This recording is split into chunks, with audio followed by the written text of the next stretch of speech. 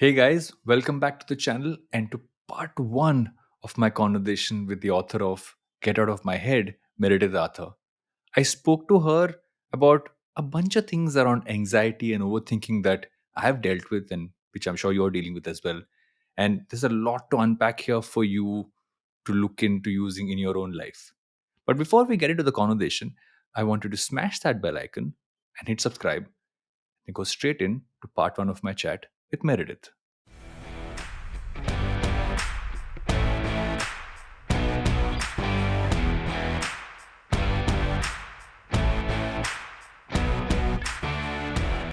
I have to start this off by saying sometimes you find conversations on Twitter which aren't necessarily just text. And I think this conversation is going to be one of those. Meredith, I remember finding your book in the Next Week Idea Club.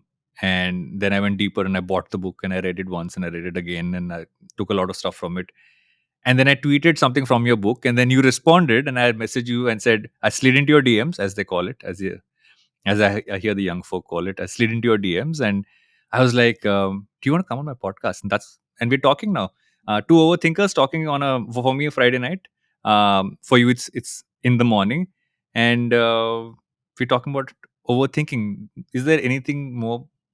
Is there a better, more perfect plan than this? I love it so much. I get so excited when I can tell a genuine overthinker has understood and connected with my book. There is nothing I like more, and I could tell immediately, like, he gets it. Varun gets it. And so I'm thrilled to be able to talk to you about this. I want to start off by asking you, how did this all start? When I read your book, and obviously I've read how overthinking became an area of focus, how mental health became an area of focus, how all of this, and what I enjoyed about the book is you write about it not like it wasn't like you got too technical with it, because that often gets overwhelming for anybody to kind of get, and that there's a lot of that out there now. Everyone's talking about how your brain works, and there are too many, I would call it neuroscience suddenly seems to be what everybody's Googling and writing about these days. But when I read your book, what I actually got out of it was this. You spoke about like how all of us should speak about it because we all overthink. So have you always been an overthinker? How did you and how did you stumble into writing this book eventually? Yes, this was a very this all of this was very surprising to me. And when you say you're a midlife creator, I also am a Hmm. midlife creator. So I um as a little kid, I definitely ruminated. I definitely thought a lot and like thought about my thoughts and I wrote all the time. But I never realized anything about it, but I also had migraines and stomach aches and stiff necks always. Hmm. And fast forward through lots of life, and I was 39 years old working at startups. I was at lots of Hmm. startups here in San Francisco, and they were very tough. It was just tough to go through startup experiences. And I was being let go from a startup. And the Hmm. person who was letting me go from the startup said, "I think you might be depressed." I had no idea. And I didn't know what was true. I didn't even Hmm. actually believe. I was like, something is wrong, but I don't know what that is. I just know I'm like sick all the time. And then the next week, I went to see my neurologist about migraines. And out of the blue, again, she said, "You have generalized anxiety disorder." And it was thrilling, actually. It was like the best. It was like light bulb. Like, what?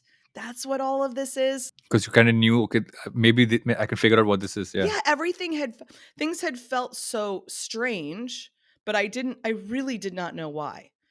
And and then a few days later I turned 40. All of those things happened in 1 week.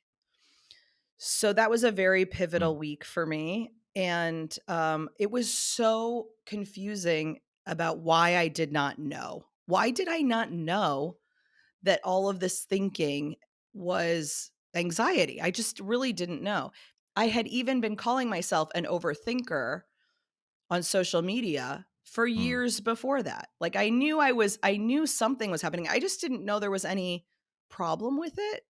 And I certainly didn't know that that was connected to why I had neck pain and nausea and like all this other physical stuff.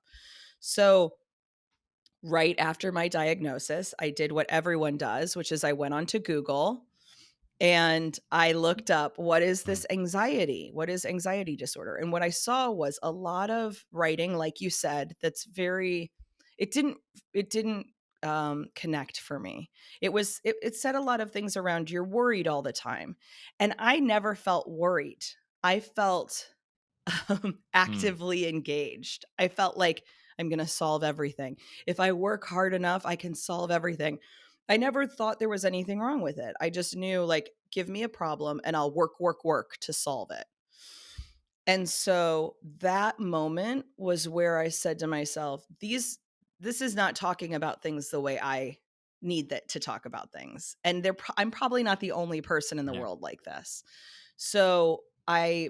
built a website, and like you, I renamed it 3 times. In the first year, I renamed my website. And in the end, it was called Beautiful Voyager, and that's what it's been called. And I'm Yeah. 46. Am I 46 or 47? I lose track of time now, but I've been working on it for about 7 years now, The nearly. last 2 years have been a blur, so I don't blame you. It's all just like what it's all mixed in. So I've been working on it for about 7 years. Now, when I first learned about anxiety and how wrong so much of it was like I had infinite things to say. I just started reading and reading and writing, and more writing even than reading, about what I saw as this disconnect and what I was feeling and what I was seeing in people around me. And over time that became the book. But it also became almost an approach that I have, which Mhm. is visual as well as written. So as you notice, the book is very visual. I worked with an artist because I Yeah. wanted the feel of the book to be something. Like, it was very important to me Yeah. that it's not just another sort of. There were just a lot of books that were very similar, and I wanted it to feel differently. Yeah. You know, one of the things that struck me about, just like something you just said, I'm going to come to that because neck pain is a constant in my life. And when you Oh my said this, god. and I never thought about anxiety and neck pain as being connected. And like I wake up with a stiff neck most times. If I'm doing a podcast, and if I'm doing a podcast where I'm actually talking with someone, and I'm trying to figure out what to ask, I I finish the recording and I get up and my neck's stiff. Right, happens so often. Um, I've tended to say I have anxiety. I think the problem is, and tell me this just from the community as well as what you heard. When we tell ourselves we have anxiety, we say it out loud, and then a lot of people also say, "Are you sure you have it?" You very easily can I just throw know. that word around, right? I'm also, I don't blame some of them because I for the longest time claimed I had ADHD without being diagnosed. Then I went to someone and she said, "I don't have ADHD. I have autonomy." So I'm like, "What's that now?" So I literally went into that. Say that if somebody tells me to do something, then basically run in the opposite direction. I will do what you tell me to do, but I will do it my way. Is the easiest explanation I can think of for autonomy, right? So when I said I'm getting anxiety, it's always like, are you sure you have it? I mean, you're one of those people who seems to be saying you have things which you don't really have. But the more I think about just anxiety and it being a part of our lives, I didn't even know that was a thing beyond a word you would use till like a few years ago. So when you look at the community, when you saw the stories kind of coming through, so what people were sharing, what kind of struck you as that started off? I think the initial part when that started off, you would have also kind of gotten, because some of the stories from people are so relatable, like which are in the book. And what initial did that change how you were looking at it when you started off? So I started by saying, hey, this was my experience. I had this physical pain. I had all of this stuff, but the words didn't relate to me. Am I the Hmm. only one? Yeah. Then I started writing about it. Then I really wanted to connect with other people and find out what they were experiencing. And over time, what I found was there are traits of an overthinker that seem Yeah. very consistent across cultures. like across socioeconomic backgrounds. Like one time I was in a Mexican restaurant and the waiter was asking questions and he seemed super aware of something that was happening on the other side of the room. I could Hmm. just tell he was an overthinker. Like we had very different backgrounds. You know, he had a very thick accent and was from Mexico. We talked afterwards. We ended up talking Hmm.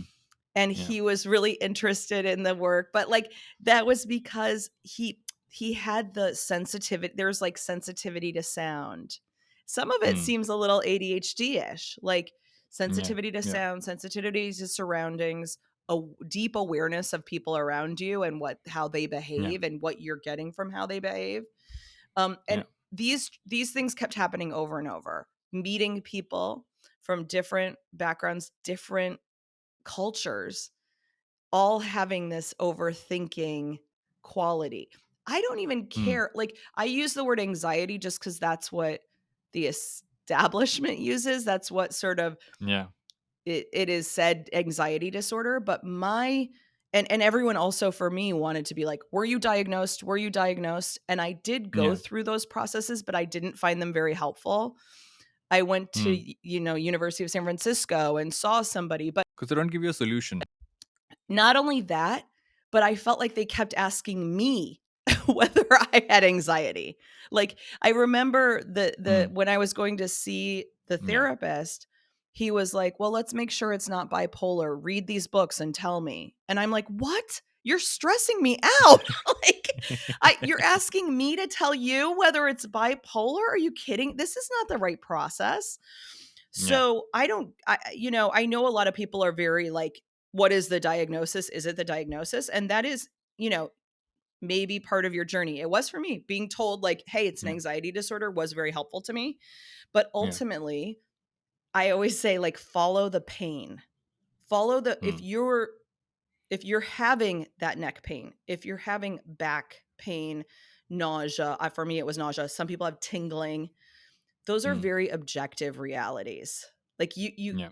you know whether that's happening or not. Yeah. So I learned for myself, and I've seen this with other people, to use those experiences as your gauge. That's what you need to understand, and the Hmm. rest is just word choice.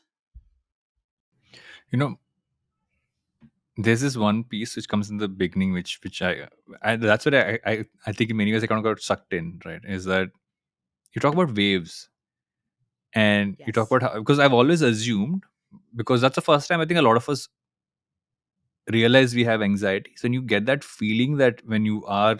when there's something you're doing is making you feel like you kind of want to go into a shell, right? It's that feeling that you want to figure. It's almost like you want to hide in yourself. Like you're hiding within yourself. It's Yes. that constant feeling. But when you write about waves, you write about the fact that that point is actually when you're getting out of it, and not necessarily when you're. It's like it's passing through. That was one of my biggest moments of realization. Yes, my one of my Yeah. biggest moments of realization was that moment where you're the shakiest, where you're like feel almost the worst. That is actually a sign of the hormones moving through your body. That is like the shakes are often what happened before you sort of restabilize. Hmm. And it's important to understand what the hormones are doing because when you have that knowledge, you're like, okay, bring it on, shakes.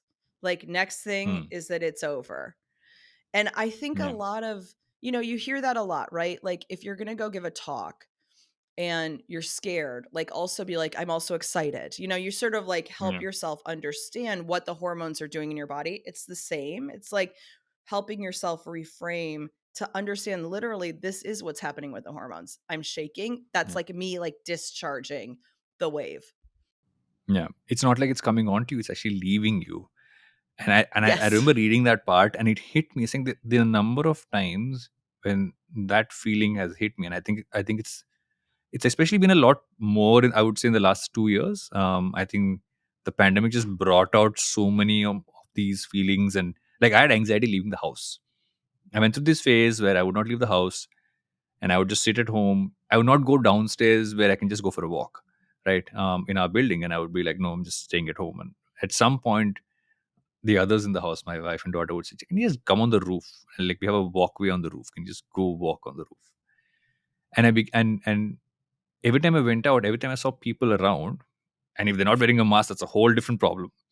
Um, I just kind of felt like, can I just go back to my safe space? But when I read this, I'm like, one second, maybe that's just like, I think it's also a way to say that these things pass through you. You just need to hold down till they do, is what I actually got out of that, more than anything else. It's just that it's not like it's going to stay in you; it's going to go out. I love Um, that. eh, I yeah, love that. And the other thing is that, let's say, seeing other people, I know exactly what you mm, mean, right? Or even doing this conversation. It's like, mm, okay, here we go. We're going yeah, to get on Zoom. We're going to talk to each other. I'm actually very proud of us. Like, look at us. We're doing this. This yeah, is great. Um, but ahead of time, often ahead of time, when you're thinking something's going to be so bad, or when you don't want to mm, go outside and you're thinking about it, that's actually yeah, the part that is the most painful. When yeah, you've done it or you're doing it and you're out there, when you're talking, like you're discharging it and there's growth there. yeah. Um so yeah, just confirming what you're saying. I think that's exactly right. Thank you so much for listening to part one of my chat with Meredith. There's a lot more coming in this conversation, but before that drops, and to make sure you remember, don't forget to hit subscribe and smash that bell icon. I'll see you guys in the next part.